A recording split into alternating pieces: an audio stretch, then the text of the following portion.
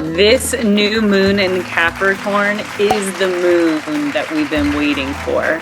This is going to set the stage for this new year, setting our goals, setting our intentions, and being everything that we are meant to be. Hi, I'm Karina, your Healing Arts Astrologer, and I'm here to give you the new moon in Capricorn video. The new moon is at 9 degrees of Capricorn. So go ahead and look at your chart and see where 9 degrees is. This is where this new beginning is taking place. For example, if you're a rising Leo, the new moon in Capricorn will be in your 6th house of health and daily routines. So this is a great time to start something new in your daily routines, your health regimens, and the way that you go about your work. So let's get right into it. I am always happy to put up these goats and trees like once or twice a year for the new moon and full moon in Capricorn. Now you get one new moon and one full moon each year, but sometimes you'll get 2, but that's very rare. And this is Capricorn's new moon. So what opposes Capricorn? Cancer. So this is Cancer's new moon in their partnership house. So let's get into some details. I'm going to share the screen so you can see. So you'll see what I'm talking about. So as you can see, the new moon's at 9 degrees. Now Pluto is opposite Mars. This is creating a lot of tension, a lot of struggle, especially if you have any points around 1 degrees of Aquarius and 2 degrees of Leo, and as well as any of the other fixed signs like Scorpio and Taurus. The new moon in Capricorn is a very powerful time for setting new goals, building a structure, and focusing on the long-term success. Because Capricorn is ruled by Saturn, it is the planet of diligent hard work, restriction, limitation, and Capricorn is the 10th house ruler. So this rules the 10th house of career and legacy. Capricorns understand what it takes to build a legacy, what it takes to climb to the top of the mountain. This is climbing to the top of any corporation. I can guarantee you any of the corporate dudes like CEOs are Capricorn or Cancers. They have that energy. Speaking of CEOs, in the Luigi Mangione case, we're looking at Brian Thompson, right? That was murdered. He was the CEO of United Healthcare, and he was a Cancer. Capricorn energy emphasizes discipline, responsibility, and ambition, making this the great time to align with your aspirations and creating a plan to achieve. So this is a great time to make your vision board, if you haven't already, for the new year 2025. Now this new year, as far as the Chinese zodiac goes, will be the wood snake. So if your Chinese zodiac sign is the snake, this is your year of your return of the snakes. So Nana, if you're watching, you are a snake. All right, so what are these themes? We want to focus on what we want to achieve, what we want to focus on. Maybe our public image, maybe it's our career, maybe it's our business. We're looking at our responsibilities, personal and professional goals. And we want to make realistic goals and intentions. So these intentions are focusing on things of the earth practical world, achieving goals that require patience and effort. Anything that has to do with Saturn and Capricorn most likely is not going to come easy.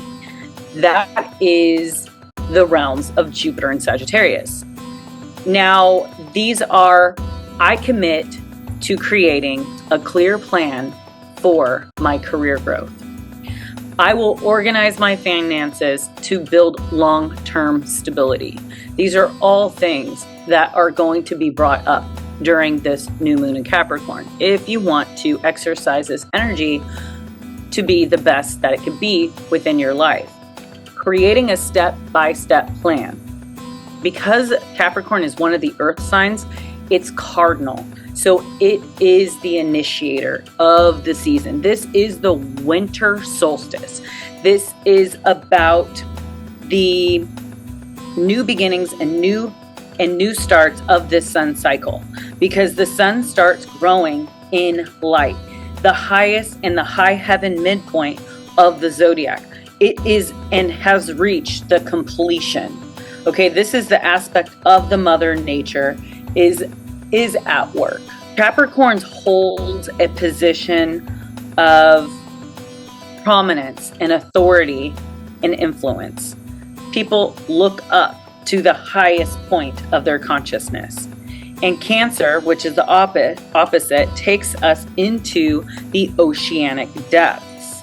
And Sagittarius takes us to the heights, while Capricorn encompasses both, because it is a sea goat, and the goat is trying to climb to the top, right? And the tail of the fish is in water. It combines this two aspects. So it's like it's a centaur, essentially, right? We want to also release limiting beliefs. Capricorn can be hard on itself. Take time to release self-doubt or perfectionism that may be holding you back. Journaling, like around what fears and limitations do you need to let go of to achieve your goals. Like, let's not get in our own way. We can sometimes be our own worst enemy, with Saturn, the planet, restricting certain areas of our life in our chart where we need to work harder at it. Grounding yourself. So spend time in nature, meditation, and working with crystals like hematite, smoky quartz, burning herbs like sage and cedar, which I just burned some sage and Palo Santo before I started the video, just to clear the energy.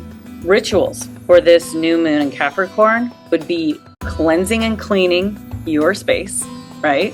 And we probably already have been feeling this energy where we're wanting to clean and align with the energy for success.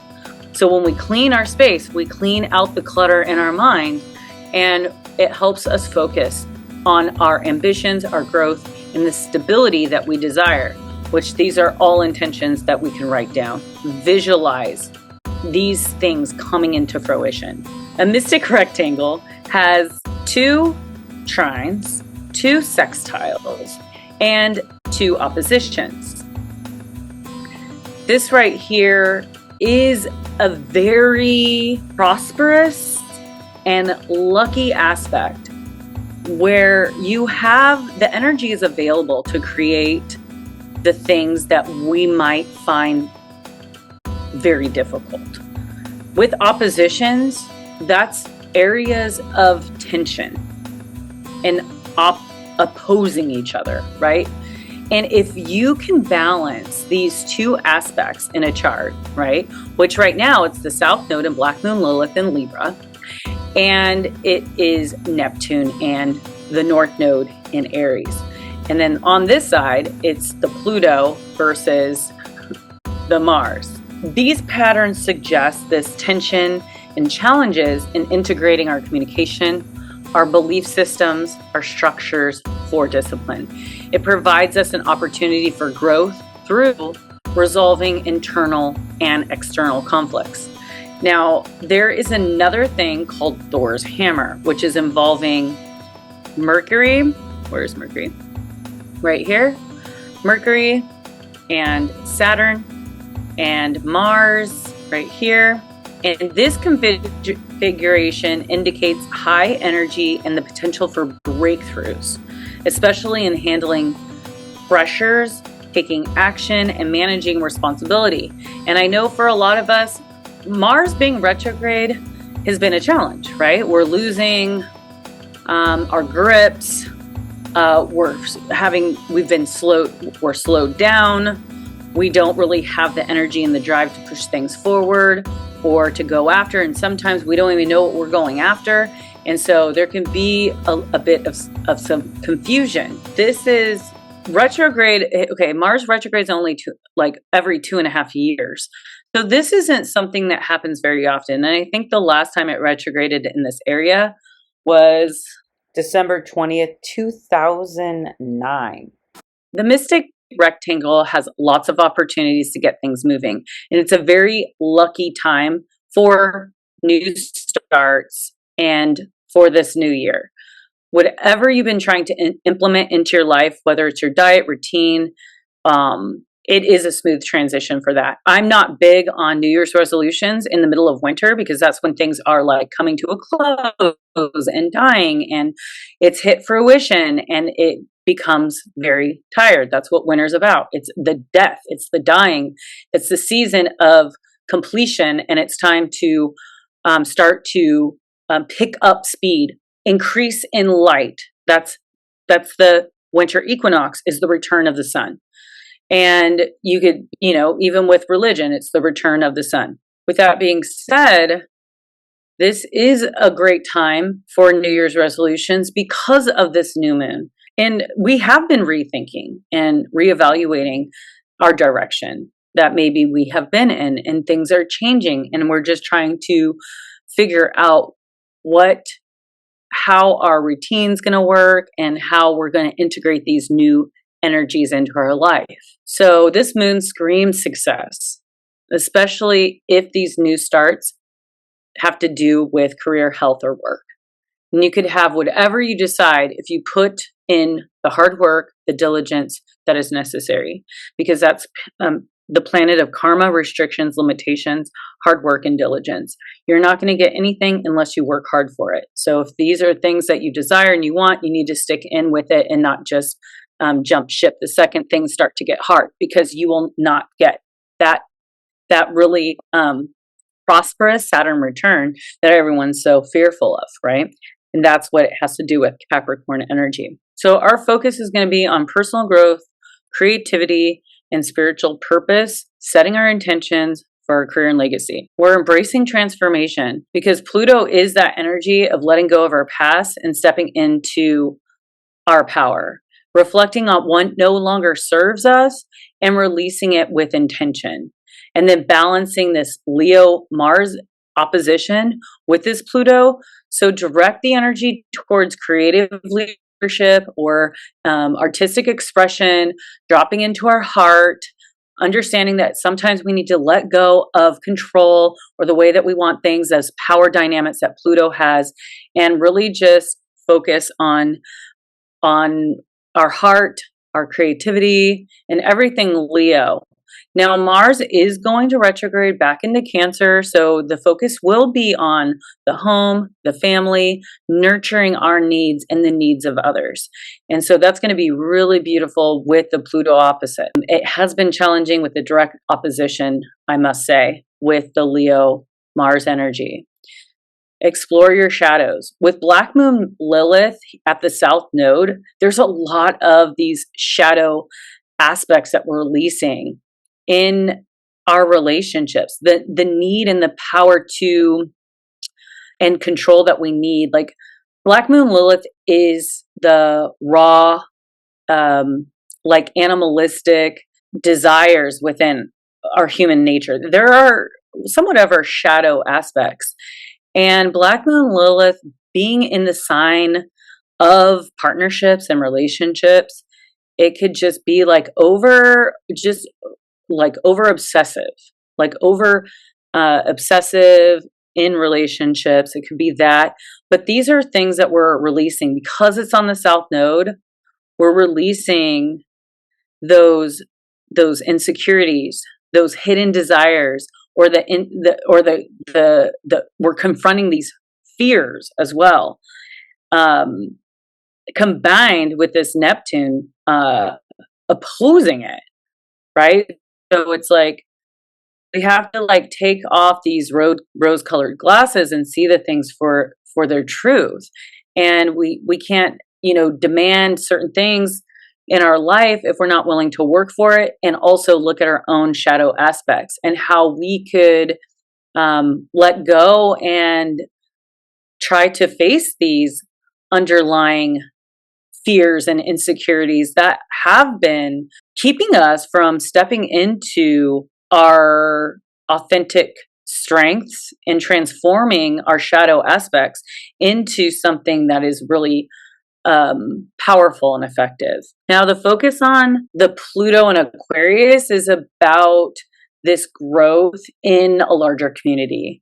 Like we've been seeing already, first case with Luigi, like how much support he has, even though he's broken the law. He's broken, well, that's if he's guilty, but they're already making him guilty because of all this evidence, right? But if he did, like they're saying he did, then he has all this support because we're letting them know that even though he broke the law in straight up cold blood murder in the streets of New York, but what this guy Brian did behind the scenes, like denying people's claims and them dying, he's killed millions of people. So it's like whether you're getting paid and you're doing it in the dark or you're doing it in plain sight, okay? Luigi's murdered one person that has murdered millions. So with that being said, this is about this Pluto and Aquarius. We're seeing the darker side of humanity, right? Like, yeah, okay, murder's bad, but look at what we're looking at here. We're looking at someone that's doing it in broad daylight, right? And confessing practically with a manifesto and being like, hey, this is why I did it. I did it alone. Yeah, I did it. And so he deserved it, kind of thing, because I'm sick of the way that our system is being run. Someone's got to take control because they're so big, they're so powerful, and they just think that they can get away with murdering so many people that are paying into this. We all are paying for insurance, health insurance, and they're not getting what they paid for. So they're stealing from the people, they're killing their patients that are, you know, that they've paid into the system, and they're not getting returned in kind. And so this is just showing you this Pluto and Aquarius of the people rising up together and trying to make change. It's resist. It's being one as a collective. Now this opposition with Pluto and Mars is also asking us to avoid extreme. So we're harmonizing these intense emotions and ambitions and idealistic visions of what could be, woulda, coulda, shoulda, and look at the reality of things. The aspect is a reflect of challenging the dynamic interplay between these planets, which is, there's so many planets involved with this. We have Mercury, right, in Sagittarius, and it's expansive, and our mind is just about seeking truth and like love and ideas and philosophical like conversations. And then you have Jupiter. You have Jupiter in Gemini opposition here, and it's about our curious, communicative, and seeks to understand the world and like perspectives, different perspectives and knowledge and getting information. And then you have this opposition between these two, which is all about like the desire to explore and expand and learn, and then the urge for details, right? You know, that's that Gemini energy. It's practical theories and planning. Jupiter square Saturn. Okay, that's also a hard aspect. Jupiter and Gemini is bringing the enthusiasm and the love of learning right here, and it's squaring over to Saturn. Okay, and Saturns create tension between expanding ideas of Jupiter, and the need for boundaries and responsibilities and being practical with Saturn. So there could be this struggle between wanting to break free from limitations and the necessity to maintain discipline and order. And so this result can feel like very frustrating when you're looking at idealism versus realism, or the real world constraints of commitment of Saturn. Now, Saturn square to Mercury, and Saturn is in Pisces. It's literally, this new moon is the ending, because Saturn is going to move into the sign of Aries.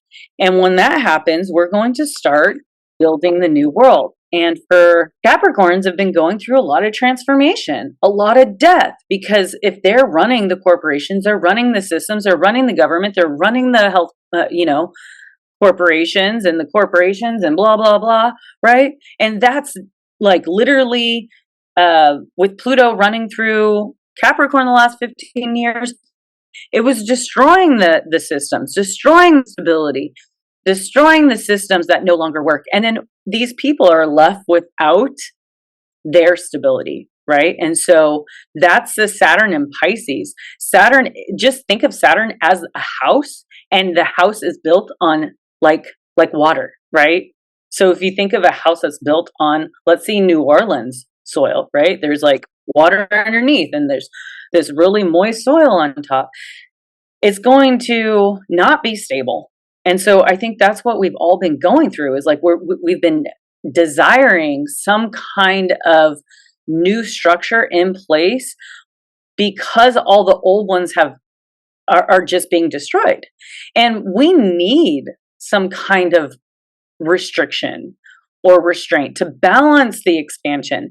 And I feel that because Saturn and Jupiter work together, it's like our heartbeats, right? The heart beating would be the Saturn is restricting the heart, and then Jupiter is expanding the heart, and it needs the both expansion and constriction to pump the blood throughout the body.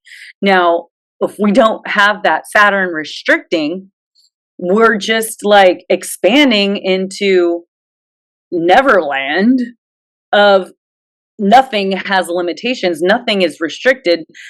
Well, I mean, even the identity, like, identify as being a clam or a rock. There's no clear lines. And I think being in the 3D world, we desire clarity.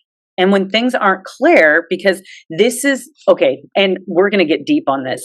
This is how we were conditioned in school. Okay, so our brains, it's a part of the system. The school system is teaching us linear thought, linear thinking. So I can blame this on the system, the school system. They want you to think a very linear way because that's how they want us to be. We're easier to control. We're easier to work for their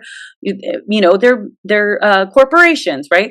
We're easily told what to do with their government, right?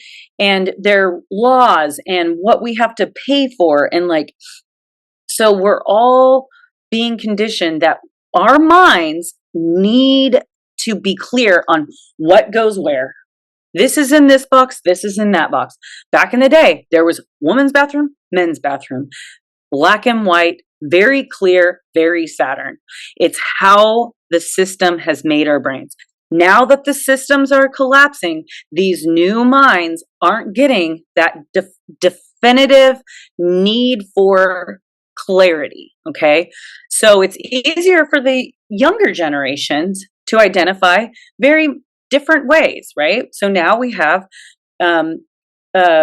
all gender bathrooms. So there is this Saturn and Pisces, these blendings of this destruction of structure.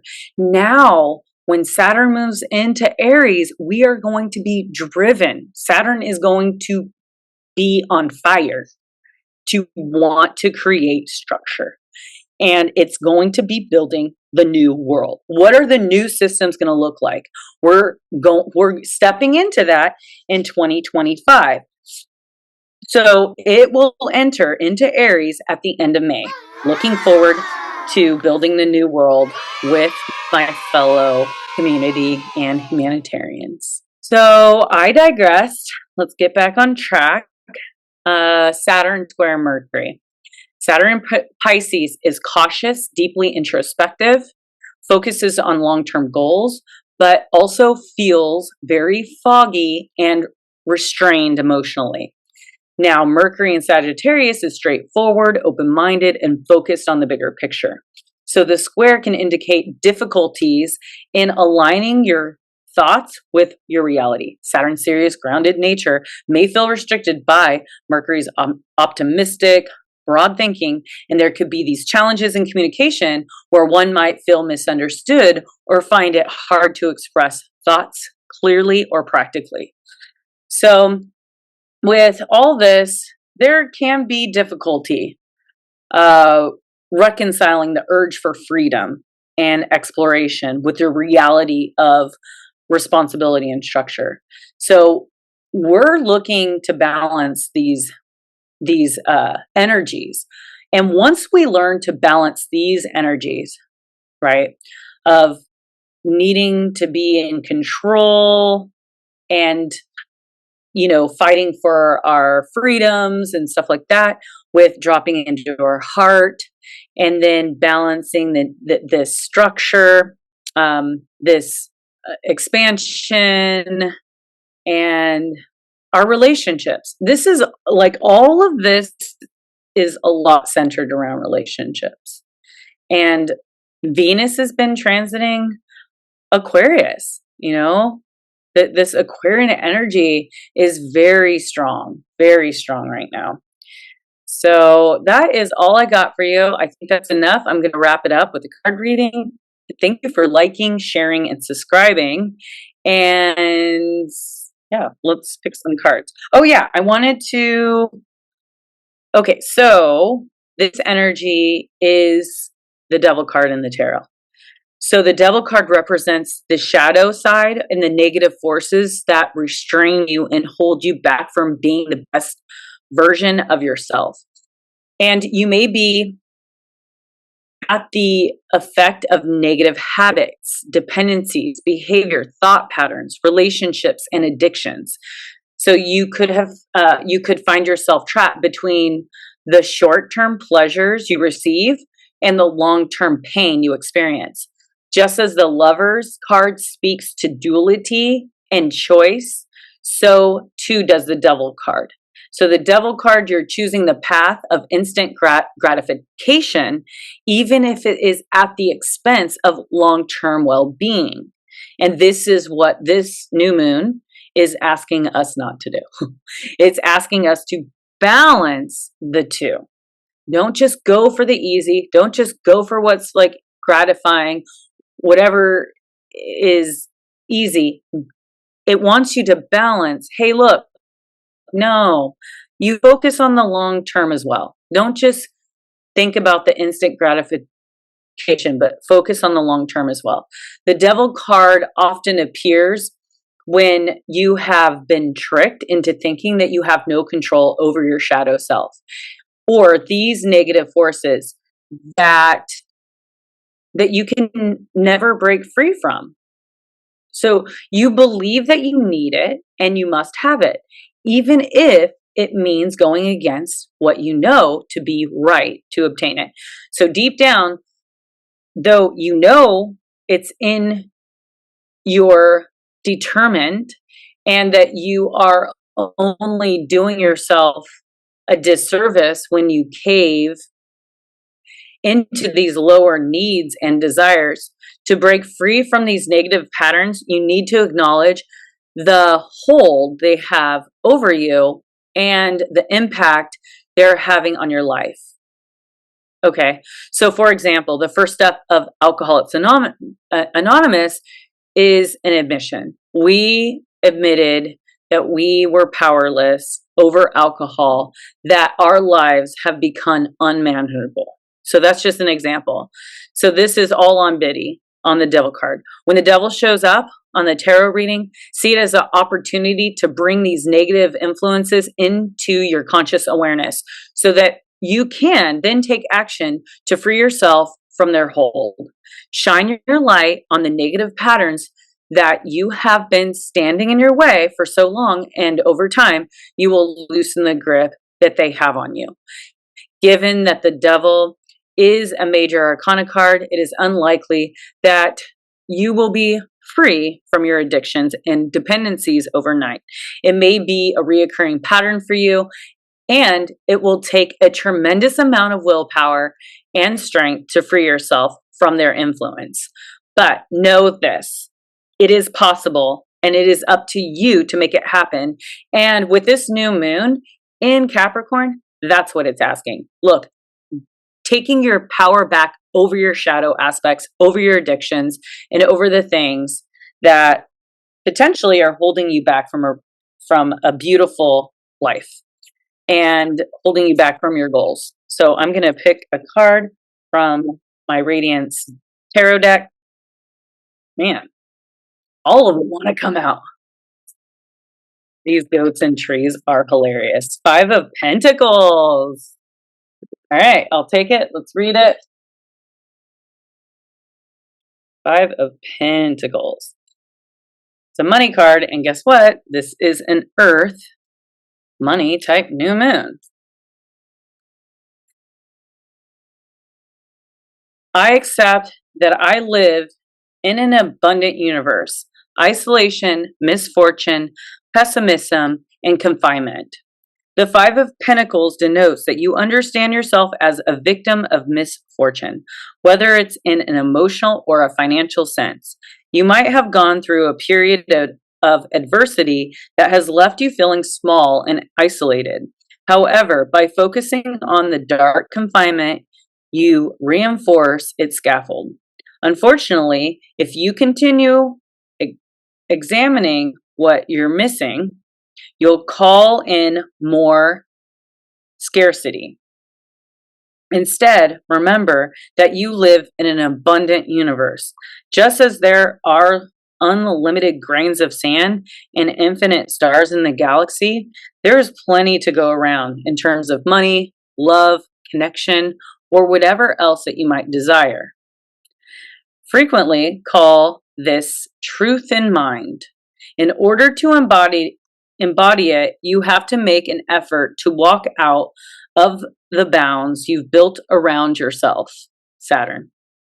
Make a point of seeing the gifts all around you and work on building your self-worth by being kind to yourself. By doing so, not only will you feel more empowered, but you will also shift your mindset to expect to receive. In turn, you'll attract more of what you want to call in. When you are prepared to perceive the color around you, the world will gift you the riches of countless gold stars. I like that. So the tip for this card is list everything that you have going for yourself at this moment. If it's difficult, find everyday items like the weather. Tune into gratitude, even for the little things, and you'll open yourself to receive. That is the truth.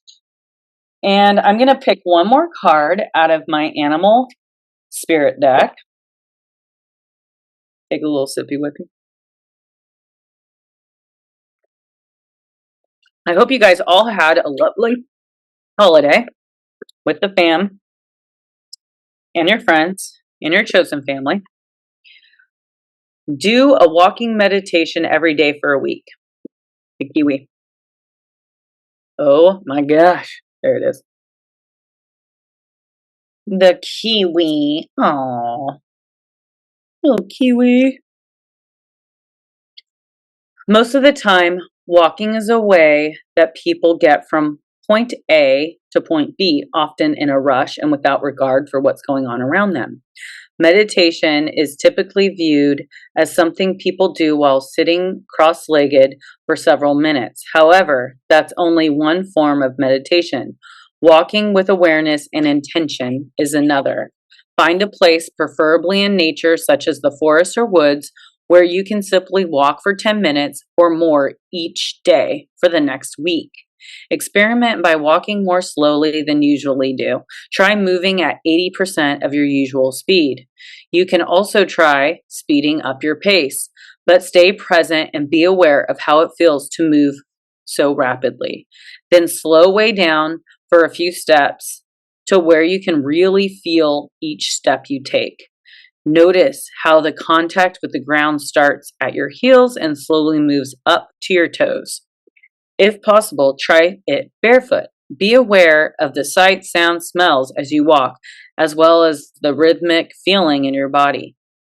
Whatever pace you set, be sure to breathe consciously and consistently with full awareness. Doing so while walking is what makes it a meditation. So thank you for joining and liking and sharing my videos, and I'll see you on the next video. And I can't wait to hear all about all the dreams that you're taking control of and manifesting in your own life.